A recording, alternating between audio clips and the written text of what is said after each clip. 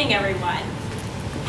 Emerge California, for those of you who don't know, is a 7-month-long intensive training program for Democrats who want to run for office, women. Despite our progressive reputation, despite the fact that California was the very first state to have 2 women senators elected to Congress, and despite the fact that the first female Speaker of the United States Congress came from California, very few people know that once you scratch back that first surface, we really do have a problem here in California. Less than 25% of our state legislature is made up of women. That means 75% is not women. We are only 18% in the Congress. That puts us 99th in the world in terms of female representation at the federal level. That puts us behind countries such as Serbia, Indonesia, Afghanistan, Mexico, and China. Why women? Because women have stalled. We made great gains in the 70s and again in 1992, which was sort of categorized as the year of the woman. But since then, we've really stalled. We are kind of stalled out at 18%. Women are the majority of the population here on planet Earth. I don't know about other planets because I haven't visited any of them lately, but here on planet Earth, women, and in particular women of color, are the majority at 52%. But we're only 18% of our Congress. Why women? Because we need representative democracy. The research is very, very clear that if you want progressive policy, if you want policies that really match our principles and our values as Americans, we need more women at the table. Here in California, and really here in this country, we are incredibly blessed to have so much diversity, but that diversity is not represented at the tables where these big decisions are being made. Why women? Because the research is also very clear that when you have more women seated at the table, in terms of advocacy for families, education, women, social justice, and a cleaner environment, are usually championed by women.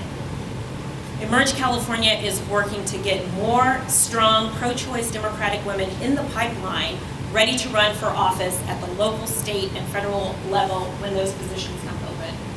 Our mission is very simple. It's to inspire and prepare future women leaders. How? Our 7-month-long process takes women over everything they need to know to really put the nuts and bolts of running a campaign. So that's everything from public speaking, fundraising, message development, ethical leadership, working with the media, working with organized labor, sort of everything they need to put in their toolkit to run for office and to win. In our 11-year history, we've trained more than 250 women to run for office. Of that, half of them have already taken the plunge and run for office or been appointed. And of the ones who run, we have a nearly 70% win rate. So our program is very effective. Here's some examples of some of our success stories. Malia Cohen and London Breed are both elected to the San Francisco Board of Supervisors. Shirley Zane, Sonoma County Board of Supervisors. City Council, Belia Ramos-Bennett, American Canyon, Margaret Fujioka. She was the first Asian American elected to the City of Piedmont City Council. Monica Wilson was the first Black woman ever elected to the Antioch City Council. School boards, Desiree Campbell, one of the first African Americans ever elected in Fremont. Darcy Green sits on the Santa Clara County Board of Education, and Amy Miller sits on the Antioch Dublin Pleasanton School Board. Scale. Right now we're training 30 women a year here in California to run for office. We are looking to increase that to 300 by expanding our geography. Right now we're really only operating in the Bay Area, but we're looking to expand down into Southern California, the Central Valley, and then up north. We're training these women to run at the local and state level. And from our perspective, this really is about changing the conversations, the agendas, and the priorities. It is not about getting more women at the table for the sake of parity or for the sake of getting more women at the table. This is about making sure that for those people who are concerned about poverty and ending poverty, for those people who are concerned about making sure that there's equal access to education for all, reproductive justice, marriage equality, equal access to being able to make a living, those issues and all of the issues, pick an issue, any issue, none of those issues are truly going to be able to be addressed and changed until we have the right people sitting at the table. We believe that having more women at the table is the key.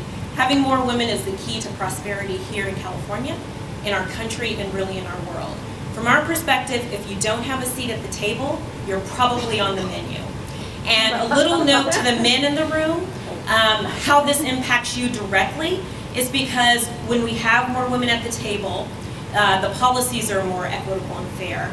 But on average, research shows that female Congress members bring home about $49 million more back into their districts. That translates and it trickles down into the community. And on average, women make 77 cents on the dollar, as do their male counterparts. That's for white women. For black women, that's closer to 62 cents on the dollar. And for Latino women, it's closer to 55 cents. So imagine the impact that it would make in your households, men, if the women in your lives were bringing home an additional 20%, 30%, 40%.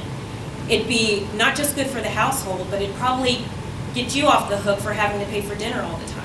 So again, we believe that getting more women at the table is really the key to changing the policies that affect all of the issues that we really care about. Thank you.